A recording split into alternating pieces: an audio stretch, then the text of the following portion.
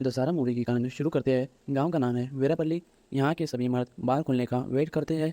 फिर बार खुलता है और बहुत गर्दी रहती है। बार का मालिक बहुत खुश रहता है अपने कारोबार से। तभी टीवी पे न्यूज़ चल रही होती है कि आज और अभी से बार और दारू पीना और बेचना कानूनन अपराध है।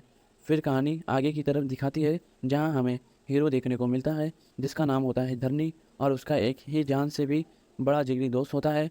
और ये सब दशहरा का त्यौहार बना रहे होते हैं। और ये है हीरोइन जिसका नाम रहता है वेनेला, जिसे धरनी बहुत पसंद करता है। बार का ओनर और सरपंच गांव में मीटिंग रखते हैं कि जहां वो दारू को चालू करना चाहता है। और सरपंच का दो सौतेले बेटे रहते हैं, राजन्ना और शिवन्ना। सरपंच कहता है जो 5 साल तक सरपंच रहेगा बार उसके हाथ में ही रहेगा। फिर ये सुनकर बार ओनर गुस्सा हो जाता है। फिर आखिर बार ओनर मान जाता है। फिर वीरापल्ली गांव की किस्मत बदल गई। बार फिर से खुल गया। हमारा धरनी वेनेला से बहुत प्यार करता है लेकिन उसे बताता नहीं है। फिर एक दिन धरनी ट्यूशन क्लास में वेनेला की बुक में आई लव यू लिख के रख देता और वो सब दोस्त पेशाब करने को जाते हैं। वहाँ सुरली कहता है कि मैं वेनेला से बहुत प्यार करता हूँ। जिसे धरनी को ये पता चलता है वो भाग के जाता है, वेनेला की बुक में से आई लव यू की चिट्ठी निकाल के फेंक देता है। फिर कहानी आगे बढ़ती है। यहाँ सरपंच की मौत हो जाती है। फिर दोनों सौतेले भाई में बार किसके हाथ में आएगा। फिर इलेक्शन होता है और शिवन्ना जीत जाता है इलेक्शन, और इसका जीतने का पीछे हाथ रहता है चिन्ना नंबिया, शिवन्ना का पोता।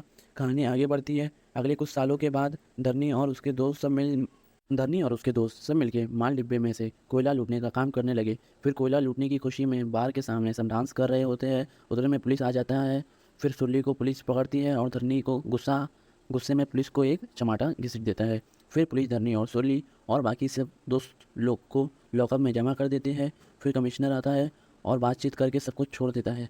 फिर चिन्ना नंबिया और शिवन्ना तय करते हैं कि बार में कैशियर की नौकरी उसको मिलेगी जो क्रिकेट मैच जीतेगा। फिर कहानी आगे की दिखाती है। वेनिला की माँ कहती है कल तेरे को लड़का वाले देखने को आ रहे हैं। फिर वेनिला कहती है मैं सुरली से ही प्यार करती है और उससे ही शादी करेगी। फिर वेनिला रात को घर से निकल के सुरली के पास जाती है। वहाँ धरनी और बाकी के दोस्त भी रहते हैं। वेनिला कहती है कि मेरे को कल देखने के लिए लड़के वाले आ रहे हैं। फिर वेनिला रो कर कहती है फिर ये धरनी को अच्छा नहीं लगता है। फिर धरनी उसकी माँ के पास जाके वेनिला की बात करता है। उसकी माँ बोलती है सुरली कुछ काम नहीं करता है, सिर्फ कोयला चुराता है।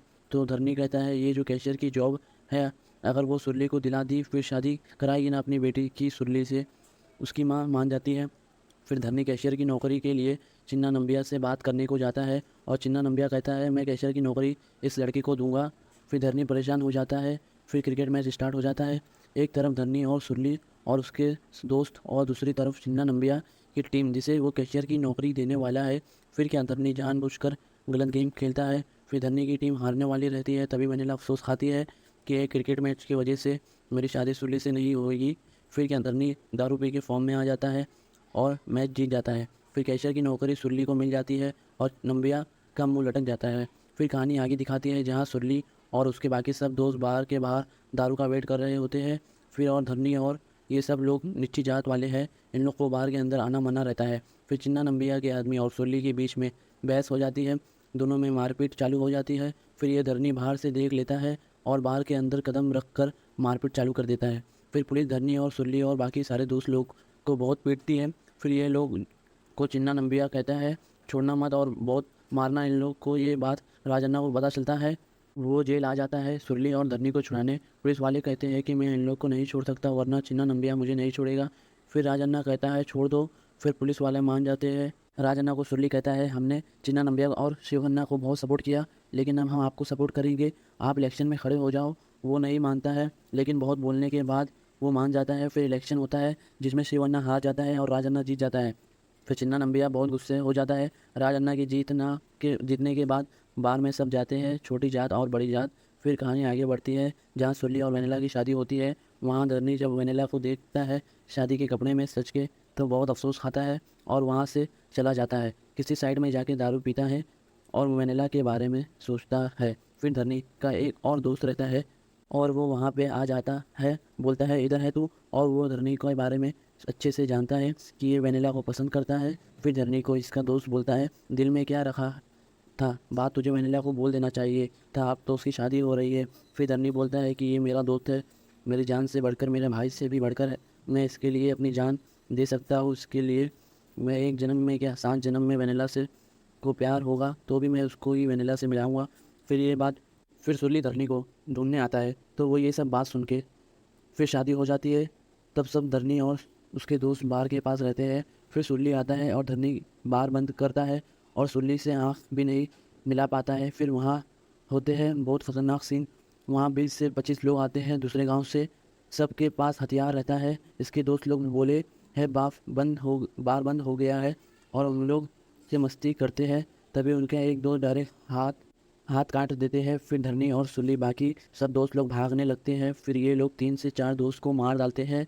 इधर सबसे भारी हादसा ये होता है कि सुरली और धरनी डर के दोनों भाग रहे होते हैं साथ में। तभी उन्हें साइकिल मिलती है। फिर सुरली वो साइकिल चलाता है और धरनी डर के पीछे सुरली के छुपा रहता है।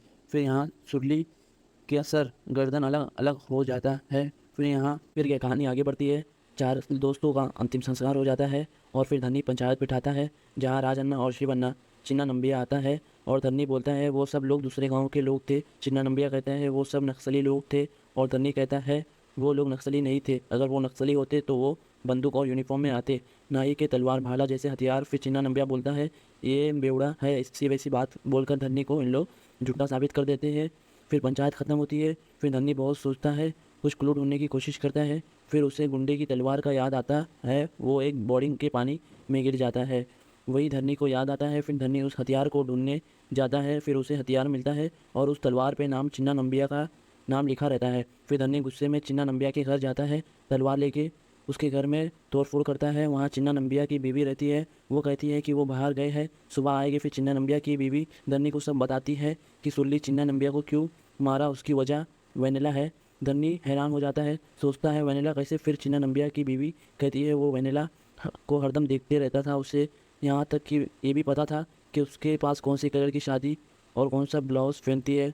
और वो इस बात से बहुत गुस्सा था कि सुरली वेनिला को कैसे छू सकता है, उसे प्यार कर सकता है। ये चिन्ना नंबिया को हजम नहीं हुआ, इसलिए चिन्ना नंबिया सुरली को गला काटे। ये सब सुनना के बाद धरनी उसके घर से चला जाता है। फिर दूसरे दिन धरनी सुरली की कब्र पर खड़ा रहता है। तभी वहाँ चिन्ना नंबिया आता है और वो उसको कहता है मैं वेनिला को सिर्फ मैं ही छू सकता हूँ और मैं वेनिला को उठा भी सकता हूँ। फिर कहानी आगे दिखाती है, जहाँ सब वेनिला की बंगड़ी तोड़ रहे होते हैं और सिंदूर मिटा रहे होते हैं। फिर वहाँ धरनी आता है और वो सब धरनी का अच्छा नहीं लगता। फिर धरनी उधर मंगलसूत्र रहता है, सीधा वेनिला को पहना देता है। सब हैरान। फिर लोग बोलते हैं तू छोटी जात का है, तू कैसे हमारी वेनिला से शादी कर सकता है। फिर वेनिला की माँ कहती है सही तो किया, विधवा औरत को ज़िंदगी दी इसने। फिर धरनी वेनिला को लेकर आ जाता है और वेनिला भी आ जाती है धरनी के साथ। फिर कहानी आगे दिखाती है, जहाँ छत पर चिन्ना नंबिया और उसकी औरत को चिन्ना नंबिया बहुत गुस्सा होता है, तेरी वजह बोलता है तेरी वजह से फिर कोई और ले गया वेनिला को और तेरी वजह से फिर आगे धरनी भी तलवार भाला जमा करता है, सोचता है उन लोग फिर आएंगे इसलिए। फिर वेनिला अकेले अकेले रहती है, वो धरनी से बात भी नहीं करती है। फिर एक दिन वेनिला जा रही होती है, उसे चिन्ना नंबिया का एक आदमी छेड़ रहा होता है। धरनी वो देखकर लाता है, फिर वो उसे मारता है, चिन्ना नंबिया के घर तक ले जाता है। चिन्ना नंबिया बैठा रहता है, वहाँ उसे मारता है। वह कहता है धरनी वेनिला की तरह किसी ने भी आँख उठाकर देखा तो मैं उसे छोड़ूंगा नहीं। और कहानी आगे बढ़ती है। फिर वेनिला फ्रेंड उसे समझ आती है, धरनी अच्छा आदमी है, तुझे नवा जीवन दिया और एक मैं हूँ बेवा, चिन्ना नंबिया मेरे साथ गलत काम करता है, मैं अपने बच्चे के मुंह देखकर करना पड़ता है। फिर वेनिला धीरे धीरे धरनी से बात करती है एक फ्रेंड की नज़र से।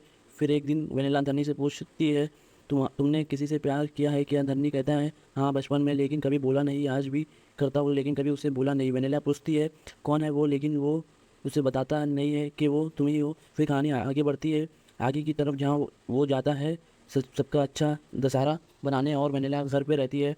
फिर यहाँ चिन्ना नंबिया आता है और सब पता बताता है मैंने सुरली को मारा। फिर यही धरनी बीच में आ गया, अब मैं धरनी को भी मार दूंगा, वेनिला को मेरे सिवा कोई नहीं छू सकता है। और चिन्ना नंबिया बताता है इसने अपना प्यार ठुकरा दिया सिर्फ सुरली के लिए। धरनी ने बचपन से तुझे प्यार करता था, लेकिन सुरली के वजह से इसने अपनी कुर्बानी दे दिया। फिर वेनिला को पता चलता है वो मैं ही थी। वो जाती है धरनी को बचाने दशहरा, जहाँ सब मना रहे होते हैं। धरनी की बहुत ज़बरदस्त मारपीट होती है और वो चिन्ना नंबिया सर वैसे ही उड़ा देता है जैसे उसने सुरली की उड़ाई। फिर चिन्ना नंबिया ख़त्म हो जाता है और धरनी कुछ साल के लिए जेल चला जाता है। और जेल से आने के बाद वो सबसे मिलता है और वो एक औरत से मिलता है जो दारू के बारे में बहुत कुछ बताती है। फिर धरनी गांव के बार को जला देता है और वेनिला और धरनी मियाँ बीवी की तरह रहने लगते हैं। यहाँ पे कहानी ख़त्म हो जाती है। हमारा एक्सप्लेन अच्छा लगा तो कमेंट, लाइक एंड सब्सक्राइब करिए। Thank you.